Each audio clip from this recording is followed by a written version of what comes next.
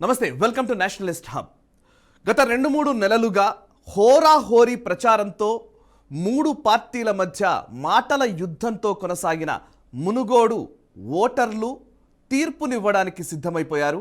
మునుగోడు మునగాడు ఎవరు అనేది నవంబర్ 6వ తేదీన తేలిపోబోతోంది. ఈ నేపథ్యంలో మునుగోడుకి సంబంధించి ఒక స్వాట్ అనాలిసిస్తో నేషనలిస్ట్ హబ్ సిద్ధమైంది. స్ట్రెంగ్త్స్, వీక్నెసెస్, ఆపర్చునిటీస్, థ్రెట్స్, బలాలు, బలహీనతలు, అవకాశాలు, ప్రమాదాలు. ఈ అంశానికి సంబంధించి ముఖ్యంగా మునుగోడు నియోజకవర్గంలో ఓటర్లు ఏ అంశాలని ప్రాతిపదికగా చేసుకొని ఓటు వేయబోతున్నారు అండ్ ఆయా పార్టీలు ముఖ్యంగా టీఆర్ఎస్, బీజేపీల మధ్య ఉన్నటువంటి ఈ హోరాహోరీ పోరులో ఏ అంశాలు మనకు డిసైసివ్గా కనబడుతున్నాయి అనే అంశాలకు సంబంధించి కొంత అనలిటికల్ వీడియోని నేను రూపొందించి మీ ముందుకు రావడం జరిగింది. అండ్ ఈ వీడియోను పూర్తిగా చూసి కమెంట్స్లో మీ అభిప్రాయాలు తెలియజేయండి. అండ్ మునుగోడుకు సంబంధించి టీఆర్ఎస్, బీజేపీల మధ్య ఉన్నటువంటి బలాలు, బలహీనతలు, అవకాశాలు, ప్రమాదాల గురించి నేను విశ్లేషించే ప్రయత్నం చేస్తాను. అండ్ ఎందుకు మునుగోడు గురించి ఇంతగా చర్చ జరుగుతోంది అనే అంశానికి సంబంధించి చూస్తే 2018లో ఏదైతే తెలంగాణ రాష్ట్ర సమితి అధికారంలోకి వచ్చిందో మళ్ళీ 2023లో తన అధికారాన్ని నిలబెట్టుకుంటుందా అనే ప్రశ్న విపరీతంగా లేవనెత్తిన ఈ సందర్భంలో టీఆర్ఎస్కు ఇది ఖచ్చితంగా ఒక రెఫరెండం కాబోతోంది. టీఆర్ఎస్ తన అధికారాన్ని కాపాడుకోవడానికి మునుగోడు ఒక సెమీఫైనల్ మ్యాచ్ లాగా కనబడుతోంది. అండ్ భారతీయ జనతా పార్టీ అధికారాన్ని కైవసం చేసుకుంటామని ధీమాగా చెబుతున్న తరుణంలో మునుగోడు కీలకంగా కనిపిస్తోంది. మునుగోడు గేమ్ చేంజర్గా బీజేపీ రాజకీయాల్లో మనకు స్పష్టంగా కనబడుతోంది. ఈ నేపథ్యంలో ఈ హోరాహోరీ పోరులో అటు బీజేపీ, టీఆర్ఎస్, కాంగ్రెస్ గురించి నేను చాలా తక్కువగానే విశ్లేషించే ప్రయత్నం చేస్తాను. ఎందుకంటే కాంగ్రెస్ ఫ్యాక్టర్ మునుగోడులో ఉంది, కానీ కాంగ్రెస్ పూర్తిగా గెలిచే వరకు పరిస్థితి లేదు అనేదే మనం చెప్పవచ్చు. అండ్ బీజేపీకి సంబంధించిన బలాలు ఒకసారి మనం విశ్లేషించుకుంటే బీజేపీ బలాల్లో కోమటిరెడ్డి వ్యక్తిగత ఇమేజ్ చాలా స్పష్టంగా కనబడుతోంది. అండ్ కాంగ్రెస్ నుంచి వచ్చిన క్యాడర్ కోమటిరెడ్డి రాజగోపాల్ రెడ్డితో పాటు కాంగ్రెస్ క్యాడర్ చాలా వరకు ఆయన అనుచర గణం అంతా కూడా బీజేపీలోకి షిఫ్ట్ అయింది.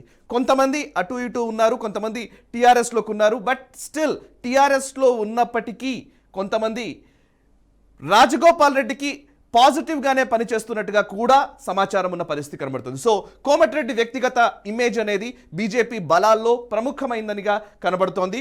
అండ్ నెంబర్ 2, కేంద్ర ప్రభుత్వ అండదండలు.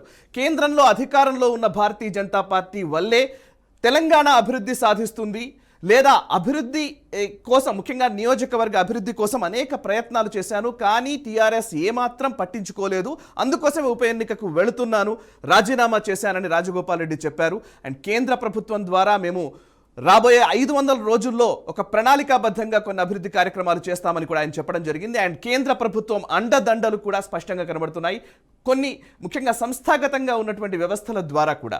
అండ్ నెంబర్ 3, బీజేపీ, ఆర్ఎస్ఎస్ సంస్థాగత బలం బీజేపీకి చాలా అతిపెద్ద స్ట్రెంగ్త్గా కనబడుతోంది.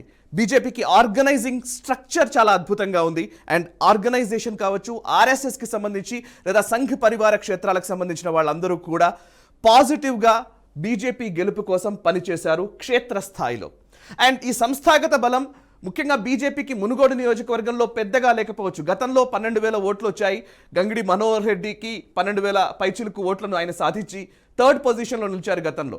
బట్ క్యాడర్ కంటే కూడా తెలంగాణ వ్యాప్తంగా ఉన్నటువంటి ఆర్ఎస్ఎస్ అనుకూల శక్తులు, లేకపోతే జాతీయవాద ప్రముఖులు, హైదరాబాద్లో ఉన్నటువంటి సపోర్టివ్ బేస్తో కూడినటువంటి వ్యక్తులు కావచ్చు, వాళ్ళందరూ కూడా మునుగోడులో పనిచేయడం జరిగింది. అండ్ సమర్థవంతమైన పార్టీ ఎలక్షనీరింగ్, ఇది బీజేపీకి ఎప్పుడూ కూడా బలమైన అంశమే. ఎలక్షనీరింగ్ విషయంలో బీజేపీ వ్యూహాలు చాలా స్పష్టంగా ఉంటాయి, అక్యురేట్గా ఉంటాయి. అండ్ గ్రౌండ్ రియాలిటీస్కి అనుగుణంగానే బీజేపీ ఎలక్షనీరింగ్ ఉంటుంది. సో అది మనకి ఈ ఎన్నికల్లో కనబడుతోంది. అండ్ అధికార పార్టీపై వ్యతిరేకత కూడా ఖచ్చితంగా బీజేపీకి కలిసి వచ్చే అంశం. ఇక ఉప ఎన్నిక వల్ల అభివృద్ధి జరుగుతుందని నిరూపించడం. నేను ఇందాక చెప్పినట్టుగా కోమటిరెడ్డి రాజగోపాల్ రెడ్డి ఉప ఎన్నిక ఎందుకు వచ్చింది అని అంటే కనుక మాకు అభివృద్ధి చేయట్లేదు కాబట్టి, మమ్మల్ని పట్టించుకోవట్లేదు కాబట్టి నేను రాజీనామా చేస్తున్నానని ఆయన కరాఖండిగా చెప్పడం జరిగింది. సో దాన్ని ఆయన కొంత బలంగానే మనం వ్యవహరించాల్సి ఉంటుంది.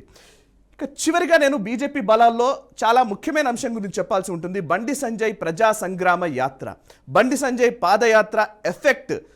అంటే బండి సంజయ్ అధ్యక్షుడిగా బాధ్యతలు స్వీకరించిన రోజు నుంచి ఇప్పటి వరకు కూడా బీజేపీ గ్రాఫ్ రైజ్ అవుతూనే ఉంది అనడంలో ఎటువంటి సందేహం అక్కర్లేదు.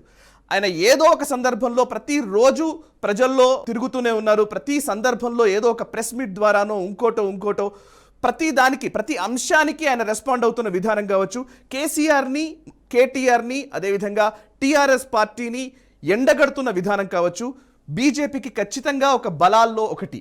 అండ్ మునుగోడులో ఆయన ఎలక్షన్ ప్రచారంలో పాల్గొన్న తీరు కావచ్చు, సవాల్ చేసిన విధానం కావచ్చు, అది కూడా ఖచ్చితమైన బలంగానే మనం బీజేపీకి సంబంధించి చూడాల్సి ఉంటుంది.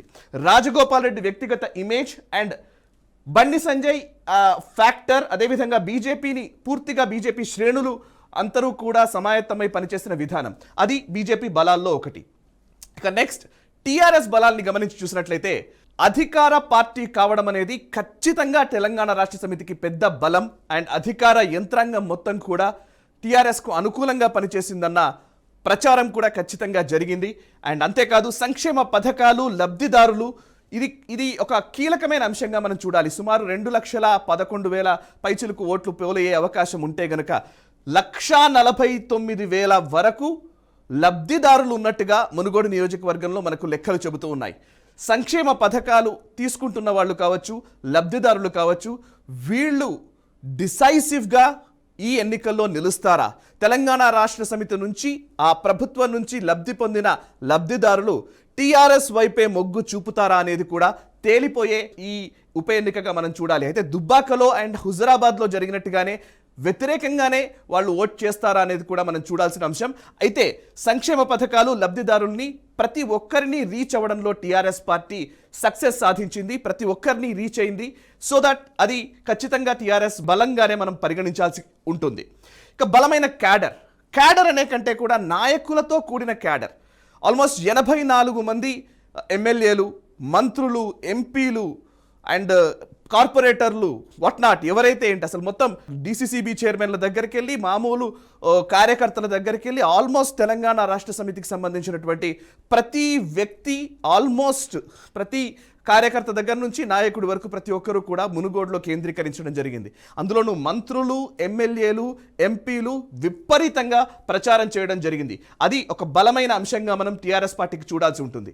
ఇక అన్నిటికంటే ముఖ్యమైనది, ఇది నిజంగా ప్రజల్లో కొంత చర్చలోకి వచ్చిన అంశం, ఫ్లోరైడ్ సమస్యను పరిష్కరించామని టీఆర్ఎస్ చేసిన ప్రచారం. ఫ్లోరైడ్తో ఇబ్బందులు పడుతున్న సందర్భంలో మిషన్ భగీరథ ద్వారా 2 పూటల మంచినీళ్లు ఇవ్వడంతో ఫ్లోరైడ్ సమస్యను పూర్తిగా అధిగమించగలిగే విధంగా మునుగోడును తీర్చిదిద్దామని టీఆర్ఎస్ ప్రచారం చేసింది. ఆ ఫలితాలు కూడా గ్రౌండ్ లెవెల్లో కనిపించాయి. సో అది కూడా ఒక కీలకమైన ఫ్యాక్టర్, అది ఒక టీఆర్ఎస్ బలంగానే మనం చూడాల్సి ఉంటుంది. పార్టీ శ్రేణులన్నింటినీ మోహరించిన విధానం కూడా టీఆర్ఎస్ పార్టీకి బలమైన అంశంగా మనం చూడాలి. ఇక చివరి అంశం అనుకూల మీడియా. ఇది నిజంగా చెప్పాలంటే గతంలో ఉన్న ఎన్నికలన్నిటితో పోల్చితే, ఈవెన్ దుబ్బాక లేకపోతే హుజురాబాద్ ఎన్నికల్లో కూడా కొంతమేర బీజేపీకి కొంత స్పేస్ని ఇచ్చే ప్రయత్నం మీడియా ఛానళ్ళు లేదా వార్తాపత్రికలు చేశాయి. బట్ ఈ మునుగోడు ఉప ఎన్నికలో గమనించి చూసినట్లయితే ఒక మీడియా మొత్తం చాలా వరకు మెయిన్ స్ట్రీమ్ మీడియా టీఆర్ఎస్ వైపే ఉన్నట్టుగా, టీఆర్ఎస్కు మొగ్గు చూపినట్టుగానే మనకు కనిపించింది. ఈవెన్ ప్రజల్లో కూడా అటువంటి చర్చే కనిపించింది. సో అనుకూల మీడియా కథనాలు, మీడియాలో వచ్చినటువంటి కథనాలన్నీ కూడా దాదాపు టీఆర్ఎస్కి అనుకూలంగానే ఉన్నాయి. అదొక బలంగా చూడాలి. ఇక నెక్స్ట్ బీజేపీ బలహీనతలు ఒకసారి చూద్దాం. బలహీనతల్లో బీజేపీకి సంబంధించి కనబడుతుంది సమన్వయ లోపం. బీజేపీలోకి వచ్చిన కొత్త నాయకులు కావచ్చు, కొత్త క్యాడర్ కావచ్చు, వాళ్ళకి ఆల్రెడీ ఎగ్జిస్టింగ్ లేదా పాత బీజేపీ నాయకులు క్యాడర్కి మధ్య ఒక సమన్వయ లోపం, ఒక ఆర్గనైజింగ్ ఫ్యాక్టర్ ఎక్కడో చిన్న లోపంగానే ఖచ్చితంగా కనబడుతోంది. సో ఆర్గనైజేషన్ ఎంత స్ట్రాంగ్గా ఉన్నప్పటికీ ఈ ఎన్నికల్లో ఆర్గనైజ్ చేసిన విధానంలో కొంత లోపాలు స్పష్టంగా కనబడుతున్నాయి. అండ్ నెక్స్ట్ ఉప ఎన్నికలో ప్రచార వ్యూహంలో లోపాలు. ప్రచార వ్యూహం చేయడంలో కొంత లోపాలు ఉన్నాయి. ఎందుకంటే టీఆర్ఎస్ సెట్ చేసిన అజెండాకి రియాక్షనరీ మోడ్లోనే బీజేపీ కనిపించింది. నిజంగా బీజేపీ చెప్పగలిగిన అంశాలు ఉన్నప్పటికీ కూడా బీజేపీ కొన్ని చెప్పలేకపోయింది అనే అభియోగం కూడా ఉంది. ముఖ్యంగా 18,000 కోట్లు కాంట్రాక్ట్ తీసుకున్నారు రాజగోపాల్ రెడ్డి అనే అంశం కావచ్చు, లేకపోతే ఫ్లోరైడ్ విషయంలో మిషన్ భగీరథ గురించి ప్రచారం చేసిన నేపథ్యంలో కేంద్ర ప్రభుత్వ నిధుల గురించి ఎక్స్ప్లెయిన్ చేయడంలో కావచ్చు, ప్రచారాన్ని జరిపిన తీరులో కావచ్చు కొంత వ్యూహాల లోపం బీజేపీకి సంబంధించి కనబడుతోంది. అండ్ ఎవ్రీ ఓటర్ని రీచ్ అవ్వడానికి చేసిన ప్రయత్నంలో ఇంకా సమర్థవంతంగా చేసి ఉంటే బాగుండనే ఒక అభిప్రాయం కూడా ఉంది.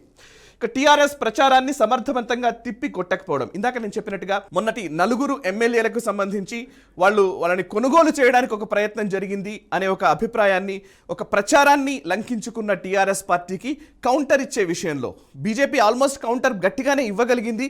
ప్రజల్లో ఒక సింపతిని గెయిన్ చేయగలిగింది. మా పైన అనవసరంగా ఇదంతా చేస్తున్నారనే మాటను తీసుకురాగలిగింది. బట్ స్టిల్ 18,000 కోట్ల విషయంలో కావచ్చు, లేకపోతే రాజగోపాల్ రెడ్డి ఎన్నికల్ని ప్రజలపైన రుద్దారు అనే విషయంలో కావచ్చు, ఎజెండాని టీఆర్ఎస్ సెట్ చేస్తున్న టైంలో ఇంకా సమర్థవంతంగా బీజేపీ తిప్పి కొట్టి ఉండవచ్చు. బట్ అది జరగలేదనేది ఒక అభిప్రాయం. ఇక డబ్బు ప్రభావము, ప్రచారము, ఇది కీలకమైన అంశం భారతీయ జనతా పార్టీకి. కోమటిరెడ్డి రాజగోపాల్ రెడ్డి చాలా కోట్ల రూపాయలు సంపాదించారు, ఆయన డబ్బులు విపరీతంగా పంచుతున్నారు అనే ఒక ప్రచారాన్ని టీఆర్ఎస్ పార్టీ చేసింది. బట్ టీఆర్ఎస్ పార్టీ శ్రేణులు కూడా తక్కువేం తినలేదు, విపరీతంగానే డబ్బుని కుమ్మరించిన పరిస్థితే స్పష్టంగా కనబడుతోంది. అయితే ఈ సమయంలో రాజగోపాల్ రెడ్డి డబ్బుల్ని పంచకుండా ఎక్కడ పడితే అక్కడ ఆయన ఫ్రీజ్ చేశారనే ఒక ప్రచారం కూడా నియోజకవర్గంలో జరుగుతోంది.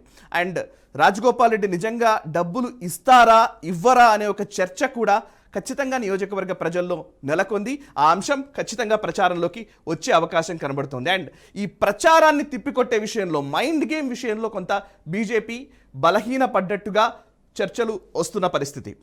చివరిగా నేను ఒక అంశాన్ని బీజేపీ బలహీనతగా చెప్పాను, అదేంటంటే కాంగ్రెస్ ఫ్యాక్టర్.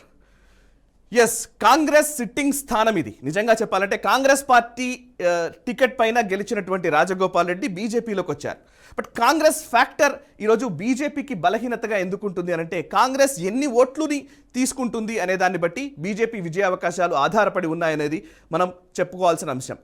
కాంగ్రెస్ కనుక ఎక్కువ ఓట్లని తీసుకుంటే అది బీజేపీకి నష్టం చేకూర్చే అవకాశం ఉంది. కాంగ్రెస్ తక్కువ ఓట్లకే కన్ఫైన్ అయితే టీఆర్ఎస్ పై బీజేపీ విజయం సాధించడం ఈజీ అవుతుంది అనేది రాజకీయ పరిశీలకుల వ్యాఖ్య.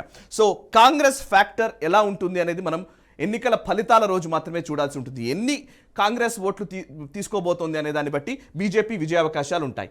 ఇక నెక్స్ట్, టీఆర్ఎస్ బలహీనతల్లోకి వెళితే కూసుకుంట్లపై స్థానిక నేతలకున్న వ్యతిరేకత అనేది టీఆర్ఎస్ బలహీనత. ముఖ్యంగా వ్యక్తిగతంగా కూసుకుంట్లపైన వ్యతిరేకత ఉంది. అండ్ అక్కడ క్యాడర్లో కూడా వ్యతిరేకత కనబడుతోంది. అయితే దాన్ని సబ్సైడ్ చేయడం కోసం అటు కేటీఆర్ కావచ్చు, లేకపోతే హరీష్ రావు కావచ్చు, లేకపోతే కేసీఆర్ కావచ్చు, వాళ్ళు ప్రయత్నం చేయడం జరిగింది. సో ఈ ఓటు కూసుకుంట్ల కాదు, కేసీఆర్కు అనే ఒక ఇమేజ్ని బిల్డ్ చేసే ప్రయత్నం చేశారు. అండ్ ఉప ఎన్నిక వరకు నియోజకవర్గాన్ని పట్టించుకోకపోవడం, ఇది చాలా ఇంపార్టెంట్ అంశము. ఉప ఎన్నిక వస్తేనే టీఆర్ఎస్ అభివృద్ధి చేస్తుంది అనే ఒక అభిప్రాయం ప్రజల్లో చాలా వరకు ఉంది. చాలామంది ఎమ్మెల్యేలకు ఫోన్లు చేసి మరీ చెప్తున్నారు కార్యకర్తలు, మీరు రాజీనామా చేయండి, మన నియోజకవర్గాన్ని ఉప ఎన్నిక వస్తుంది అని చెప్పి చాలామంది చెప్పిన మాటలు వైరల్ అయిన వీడియోలు మనం చూస్తూనే ఉన్నాం. సో ఇప్పుడు కూడా మునుగోడులో అదే కనిపించింది. ఉప ఎన్నిక వరకు నియోజకవర్గాన్ని పట్టించుకోలేదనే ఒక అపప్రద టీఆర్ఎస్ ఖచ్చితంగా ఎదుర్కొంటోంది. అతి మోహరింపు, అతి ప్రచారం, ఇది ఖచ్చితంగా టీఆర్ఎస్కు ఒక నెగటివ్ అంశంగానే మనం చూడాల్సి ఉంటుంది. ఎందుకంటే ఎక్కువగా మోహరింపు, ఎక్కువగా ప్రచారం, అంటే ఒక్కొక్క ఓటర్ని కలుసుకోవడం కోసం ఎమ్మెల్యేలు, మంత్రులు, ఎంపీలు, నాయకులు, స్థానిక నాయకులు, క్యాడర్, ఇలా రకరకాలుగా ఒక ఓటర్ని చేరుకోవడం కోసం వాళ్ళు విపరీతమైన ప్రయత్నం చేశారు. సో ఓవర్ ఫాలోఅప్ కూడా నిజంగా బెడిసి కొట్టే అవకాశం కూడా లేకపోలేదనే అంశం కూడా వినబడుతోంది. ఎందుకంటే ఇంతకాలం పట్టించుకోని వ్యక్తులు ఒక్కసారిగా ఉప ఎన్నిక రాగానే ఇంతగా మనల్ని ఎందుకు ప్యాంపర్ చేస్తున్నారనే అంశం కూడా ఇప్పుడు నియోజకవర్గంలో చర్చలో ఉంది. ఇక బీఎస్పీ ఇండిపెండెంట్ల ఓట్ల చీలిక, కాంగ్రెస్ ఫ్యాక్టర్ బీజేపీకి బలహీనత అయినట్లే ఇక్కడ బీఎస్పీ ఇండిపెండెంట్లకు సంబంధించిన ఓట్ల చీలిక. బీఎస్పీకి ఎంతో కొంత అక్కడ క్యాడరు లేదా కార్యకర్తల బలము అంతా కొంత ఉంది ఖచ్చితంగా. అండ్ బీఎస్పీ ఓట్లు ఖచ్చితంగా అది టీఆర్ఎస్కు గతంలో పడ్డ ఓట్లే. సో డెఫినెట్లీ అది టీఆర్ఎస్కి ఇబ్బందికరమైన పరిణామంగా మారే అవకాశం బీఎస్పీ ఎన్ని ఓట్లను తీసుకుంటుంది అనే దాన్ని బట్టి ఉంటుంది. అండ్ ఇండిపెండెంట్ల ఓట్ల చీలిక కూడా టీఆర్ఎస్కు ఇబ్బందికరంగా మారే అవకాశం లేకపోలేదు. బీజేపీకి ఉన్న అవకాశాలు, ఆపర్చునిటీస్ విషయంలో బీజేపీకి ఈ మునుగోడులో గనక బీజేపీ గెలిస్తే, రాజగోపాల్ రెడ్డి ఎమ్మెల్యేగా నిలిస్తే, మళ్ళీ తన ఎమ్మెల్యేగా శాసనసభ్యుడిగా తనను తాను ప్రూవ్ చేసుకొని నిలబడితే 2023కి బీజేపీకి మార్గం సుగమం అయినట్లే. ఇది సెమీఫైనల్ మ్యాచ్ లాంటిది. కోర్స్ ఇది హుజురాబాద్ టైంలో కూడా మాట్లాడారు, కానీ హుజురాబాద్కి 2023కి మధ్య ఒక 2 సంవత్సరంన్నర గ్యాప్ ఉన్న నేపథ్యంలో ఆ ఎన్నికల వేడి కొనసాగాలంటే టైం పడుతుంది. కాబట్టి ఇప్పుడు ఖచ్చితంగా చెప్పాలంటే ఈ 2023కి ఈ ఉప ఎన్నిక తర్వాత ఇంకే ఉప ఎన్నిక వచ్చే అవకాశం లేదు. ఇంకా 2-3 నెలల్లో ఇంకా ఆ గడువు ముగుస్తుంది. సో ఎవరైనా ఎమ్మెల్యే రాజీనామా చేసినా కూడా ఉప ఎన్నిక రావడానికి ఆస్కారం తక్కువగా ఉంటుంది. సో వలసలు చేరికలు ఇవన్నీ జరుగుతాయి. కాబట్టి 2023కి ఇది ఒక రోడ్ క్లియర్ చేయడానికి బీజేపీకి మునుగోడు ఖచ్చితంగా ఉపయోగపడుతుంది. ఇది తెలిసి అమిత్ షా కానివ్వండి, లేకపోతే పార్టీ జాతీయ నాయకత్వం కానివ్వండి, రాజగోపాల్ రెడ్డి చేత రాజీనామా చేయించి మరీ ఉప ఎన్నికకు శ్రీకారం చుట్టారు. సో ఈ ఎన్నిక చాలా క్రూషియల్, ఇది గేమ్ చేంజర్గా మారబోతోంది బీజేపీకి. అండ్ పెద్ద ఎత్తున బీజేపీలోకి వలసలు ఖచ్చితంగా ఈ ఎన్నికల్లో విజయం సాధిస్తే మొదలవుతాయి, పెరుగుతాయి. టీఆర్ఎస్కు ప్రత్యామ్నాయం తామేనన్న సంకేతం కూడా ఈ ఎన్నికల్లో మునుగోడులో విజయంతో బీజేపీ క్లియర్ మెసేజ్ని టీఆర్ఎస్కి, కాంగ్రెస్కి లేదా తెలంగాణ ప్రజలకి ఇచ్చే అవకాశం కనబడుతోంది. ఇక పార్టీ వ్యూహాలకు మరింత పదును పెట్టే అవకాశం కూడా బీజేపీకి దక్కుతుంది ఈ మునుగోడుతోటి. సో దుబ్బాక ఒక కేస్ స్టడీ, అండ్ హుజురాబాద్ ఒక కేస్ స్టడీ, జిహెచ్ఎంసీ ఒక కేస్ స్టడీ, ఎందుకంటే హైదరాబాద్ ఓటర్లు ఒక డిఫరెంట్గా ఉంటుంది. సో ఇప్పుడు మునుగోడు ఇంకొక కేస్ స్టడీ. దీనికి మూడింటికి సంబంధించి మనం చూసినట్లయితే బీజేపీ టికెట్ మీద గతంలో పోటీ చేసినటువంటి బీజేపీకి సంబంధించినటువంటి నాయకుడు ఒక ఉప ఎన్నికల్లో అనివార్యంగా వచ్చిన సీట్లో టీఆర్ఎస్ సిట్టింగ్ స్థానాన్ని కైవసం చేసుకోవడం. రెండవది టీఆర్ఎస్కి సంబంధించిన నాయకుడు టీఆర్ఎస్లో సంవత్సరాల కాలం పాటు కొనసాగినటువంటి ఈటల రాజేందర్ లాంటి వ్యక్తి రాజీనామా చేసి గెలిచిన స్థానం. ఇది కాంగ్రెస్ క్యాడర్కి చెందినటువంటి కాంగ్రెస్లో సంవత్సరాలుగా కొనసాగుతున్నటువంటి వ్యక్తి రాజీనామా చేసి గెలుస్తున్న సీట్. ఒకటి బీజేపీ గెలుచుకున్న సీటు ఒకటి అయితే, రెండోది టీఆర్ఎస్ నుంచి వచ్చి గెలిచిన సీటు, ఇది మూడోది గెలిస్తే కాంగ్రెస్ నుంచి వచ్చిన సీటుగా కనబడుతుంది. సో ఇది బీజేపీకి ఉన్న అవకాశాలు. అండ్ టీఆర్ఎస్కు ఉన్న అవకాశాలు కూడా చాలా స్పష్టంగా మనం చూడొచ్చు. మునుగోడు ఫలితంతో తెలంగాణలో టీఆర్ఎస్కు తిరుగులేదు అనే సంకేతాన్ని కేసీఆర్ స్పష్టంగా శ్రేణులకి ప్రజలకి ఇస్తారు. మునుగోడు గనక బీజేపీ ఓడిపోయి టీఆర్ఎస్ గెలిస్తే కేసీఆర్ పెట్టే ప్రెస్ మీట్ కోసం అందరూ ఆసక్తిగా ఎదురు చూస్తారు. ఒక గంట సేపు కేసీఆర్ ఏం మాట్లాడతారు, ఎలా బీజేపీ నాయకుల్ని విమర్శిస్తారు, తిడతారు అనే అంశానికి సంబంధించి కూడా ఆసక్తి ఉంటుంది. సో డెఫినెట్లీ ఇప్పటికీ హుజురాబాద్ జరిగినా లేకపోతే దుబ్బాక జరిగినా ఆయన ప్రెస్ మీట్ పెట్టలేదు. బట్ మునుగోడులో మాత్రం టీఆర్ఎస్ గెలిస్తే ఖచ్చితంగా ప్రెస్ మీట్ పెడతారు అనే ఒక అభిప్రాయం కూడా ఉంది. సో అది ఒక తిరుగులేని సంకేతాన్ని టీఆర్ఎస్ పార్టీ ఇవ్వడానికి మునుగోడులో సర్వశక్తులు ఒడ్డింది. ఇక నెక్స్ట్ బీఆర్ఎస్కు ఊతం పెరుగుతుంది. భారత్ రాష్ట్ర సమితిగా టీఆర్ఎస్ తన పేరును మార్చుకొని జాతీయ పార్టీగా వెళ్లనున్న సందర్భంలో మునుగోడు డెఫినెట్లీ ఒక ట్రిగరింగ్ పాయింట్ అవుతుంది. అది ఇగ్నైట్ చేసినట్టుగా అవుతుంది, బీఆర్ఎస్కు ఊతం దక్కుతుంది. ఇక పక్క చూపులు చూస్తున్న నాయకులకు వార్నింగ్ బెల్. మొన్ననే చూసాం 4 ఎమ్మెల్యేలకు సంబంధించిన కథ కనిపించింది. ఇంకా మిగతా నాయకులు కూడా ఎక్కడో ఉన్నారు. చాలామంది నాయకులు, ఏక్నాథ్ షిండేలు చాలామంది టీఆర్ఎస్లో ఉన్నారనే చర్చ జరుగుతున్న టైంలో ఆ ఏక్నాథ్ షిండేలందరూ కూడా కామ్ అయిపోయే అవకాశాలు కూడా మునుగోడులో టీఆర్ఎస్ గెలిస్తే వస్తుంది. ఇక బీజేపీ దూకుడుకు కళ్ళెం పడే అవకాశాలు కూడా స్పష్టంగా కనబడుతున్నాయి. అండ్ ముందస్తు ఎన్నికలకు మొగ్గు చూపే ఛాన్స్ ఉంది. చాలా ఇంపార్టెంట్ ఆస్పెక్ట్. టీఆర్ఎస్ గనక ఈ మునుగోడులో గెలిస్తే ఇదే ఊపుతో కొంచెం తొందరగానే ఎలక్షన్స్కి వెళ్ళిపోవాలి. గుజరాత్ ఎలక్షన్స్ రాబోతున్నాయి. గుజరాత్ ఎలక్షన్స్తో పాటు మనము వెళ్ళడానికి ఒక శ్రీకారం చుట్టే అవకాశం కూడా ఉంది. బికాస్ బీజేపీ సరిదిద్దుకునే టైంలో బీజేపీ సర్దుకునే అవకాశం కూడా ఇవ్వకుండా వెంటనే ఎలక్షన్స్లోకి వెళ్ళే అవకాశం కూడా ఖచ్చితంగా ఉంది. అండ్ టీఆర్ఎస్ క్యాడర్లో జోష్ ఖచ్చితంగా పెరుగుతుంది. కూటమి రాజకీయాలకు ఊపు వస్తుంది. ఇప్పటికే కమ్యూనిస్ట్ పార్టీలతోటి చెట్టాపట్టాలు వేసుకొని ఈ మునుగోడు ఉప ఎన్నికల్లో ప్రచారం చేసినటువంటి కేసీఆర్ ఇంకాస్త ముందుకెళ్ళి కూటమి రాజకీయాలను ఇంకొంచెం క్లియర్గా ఎలివేట్ చేసే అవకాశం కనబడుతుంది. రేపు పొద్దున ఈవెన్ కాంగ్రెస్తో పొత్తు పెట్టుకున్న ఆశ్చర్యం అక్కర్లేదు. బికాస్ కాంగ్రెస్ ఓట్లు కనుక చాలా మినిమైజ్ అయిపోతే, తగ్గిపోతే మాత్రం ఖచ్చితంగా అవకాశం ఎక్కువగానే ఉంది. ఇక ప్రమాదాలు, థ్రెట్స్. ఒకవేళ బీజేపీ ఓడిపోతే ప్రమాదాలేంటి చూసినట్లయితే రాష్ట్రంలో అధికార సాధన ప్రశ్నార్థకమవుతుంది. కేసీఆర్ ఎదురుదాడి మరింత తీవ్రతరం చేస్తాడు. నాయకుల్లో నైరాశ్యం, పాలు విపరీతంగా పెరిగిపోయే అవకాశం ఉంది. ఎందుకంటే నాయకుల్లో నైరాశ్యం అని ఎందుకంటున్నానంటే ఇప్పటికే బీజేపీలో ఒక రకమైనటువంటి అంటే మనం మన సామర్థ్యం ఎంత అనే ఒక జోష్ ఉన్నప్పటికీ, మనం గెలవగలుగుతామనే ఒక కాన్ఫిడెన్స్ ఉన్నప్పటికీ ఎక్కడో ఒక చిన్న గ్యాప్స్ అయితే కనబడుతున్నాయి. అది పెరిగే అవకాశం కనబడుతోంది. అండ్ దక్షిణాదిలో బీజేపీ వ్యూహాలపై నీడలు కమ్ముకునే అవకాశం కూడా ఉంది. సౌత్ ఇండియాలో తెలంగాణ గేట్ వే కాబోతోంది. కర్ణాటకలో ఆల్రెడీ అధికారంలో ఉన్నప్పటికీ తెలంగాణ, ఇంకా చెప్పాలంటే తెలంగాణ, ఆంధ్రప్రదేశ్, తమిళనాడు, కేరళ ఈ 4 రాష్ట్రాలు కొంచెం ప్రత్యేకంగా ఉంటాయి కాబట్టి తెలంగాణ దక్షిణాదిలో బీజేపీ పాగా వేయడానికి గేట్ వే అని అనుకున్న టైంలో మునుగోడుతోటి ఇక్కడ తెలంగాణలో అధికారం సాధించడానికి అవకాశం ఏర్పడుతున్న టైంలో మునుగోడు కనుక పోతే మళ్ళీ అధికారానికి కొంత ఇబ్బందులు వస్తాయి కాబట్టి డెఫినెట్లీ ఇది బీజేపీ వ్యూహాలపై నీడలు కమ్ముకునే అవకాశం ఉంది. టీఆర్ఎస్కు ఎదురయ్యే ప్రమాదాలు ఇంకా ఎక్కువ. బీజేపీ కంటే టీఆర్ఎస్కు ప్రమాదాలు ఎక్కువ టీఆర్ఎస్ ఓడిపోతే. అదేంటంటే కేసీఆర్ ఇమేజ్ పైన ప్రభావం ఉంటుంది. ఇప్పటిదాకా అక్కడ నిజంగా చెప్పాలంటే మోదీ హైతో ముమ్కిన్ హై అనే ఒక నినాదం ఉంది. సేమ్ అట్లాంటి అభిప్రాయమే టీఆర్ఎస్ కార్యకర్తల్లో, క్యాడర్లో ఉంది. అదేంటంటే కేసీఆర్ హైతో ముమ్కిన్ హై అని. కేసీఆర్ ఏదో చేస్తాడు, ఏదో మతలబు చేస్తాడు. ఫామ్ హౌస్లో ఉన్నా, ఎక్కడున్నా, ఎక్కడ చేసినా కానీ ఆయన వ్యూహాలు పన్నడంలో దిట్ట. ఆయన ఏదో చేస్తాడు అనే ఒక అభిప్రాయం క్యాడర్లో లేకపోతే నాయకుల్లో కనబడుతుంది. సో అందుకే ఆయన సెంట్రిక్గానే తెలంగాణ రాష్ట్ర సమితి రాజకీయాలు నడుస్తాయి. ఇప్పుడు టీఆర్ఎస్ కనుక ఓడిపోతే దుబ్బాక సరే పర్లేదు అనుకున్నారు, హుజురాబాద్ విపరీతంగా పనిచేసినప్పటికీ ఇట్స్ ఓకే అనుకున్నారు, మునుగోడులో కూడా ఇంతగా పనిచేసిన తర్వాత కూడా ఓడిపోయారు అనంటే డెఫినెట్లీ ఇది కేసీఆర్ ఇమేజ్కే ప్రమాదకరంగా మారే అవకాశం ఉంది. అండ్ పార్టీలో చీలికలకు ఆస్కారం ఖచ్చితంగా ఇస్తుంది. ఏక్నాథ్ షిండేలు ఇంకా పెరుగుతారు. డెఫినెట్లీ ఏం జరుగుతుంది అనేది మనం చూడాల్సి ఉంటుంది. బీఆర్ఎస్ భవిష్యత్తు ప్రశ్నార్థకం. గెలిస్తే బీఆర్ఎస్కు ఊతం లభిస్తుందని చెప్పాను. ఓడిపోతే బీఆర్ఎస్ భవిష్యత్తు ప్రశ్నార్థకంగా ఖచ్చితంగా మారుతుంది. క్యాడర్ దూరమయ్యే ప్రమాదం కూడా కనబడుతోంది. అండ్ బీజేపీ జాతీయ నాయకుల ముప్పేట దాడి విపరీతమవుతుంది. కేసీఆర్ గెలిస్తే ఎంత గట్టిగా మాట్లాడతాడో, గెలవకపోయినా బీజేపీ నాయకులు అంతే గట్టిగా ప్రతిదాడి చేయడంలో దిట్ట.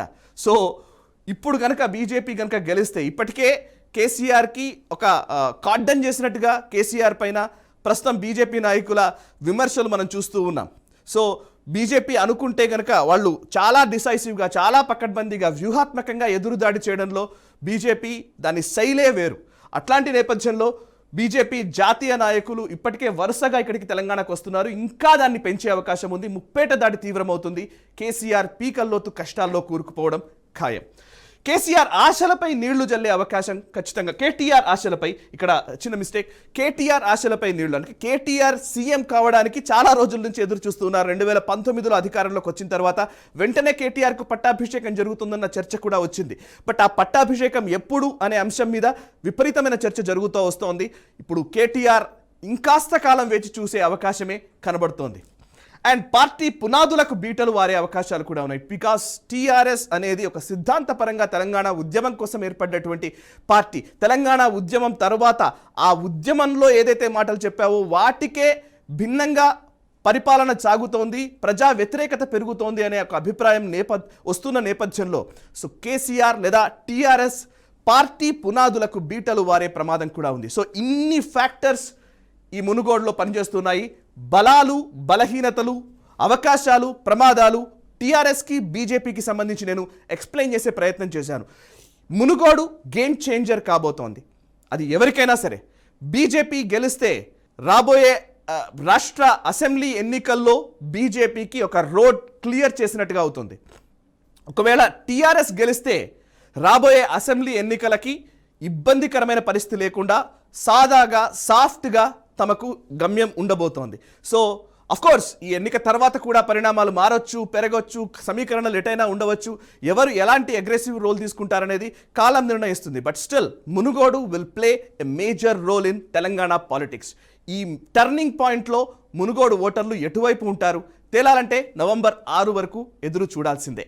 అండ్ నవంబర్ 6 రోజు పూర్తి స్థాయి విశ్లేషణతో మునుగోడు నియోజకవర్గపు ఓటర్ పల్స్ని విశ్లేషణాత్మకంగా చర్చల రూపంలో, అదేవిధంగా లైవ్ అప్డేట్స్ రూపంలో మీకు అందించడానికి నేషనలిస్ట్ హబ్ సమాయత్తమవుతోంది. Please subscribe to Nationalist Hub and ఈ వీడియోని 10 మందికి రీచ్ చేసే ప్రయత్నం చేయండి. కమెంట్స్ ద్వారా మీ అభిప్రాయాలు మాతో పంచుకోండి. నచ్చితే లైక్ చేయండి. నేషనలిస్ట్ హబ్ గ్రూప్ ఆఫ్ ఛానల్స్ని సబ్స్క్రైబ్ చేసుకొని జాతీయవాద జర్నలిజాన్ని ప్రోత్సహించండి. Thank you very much.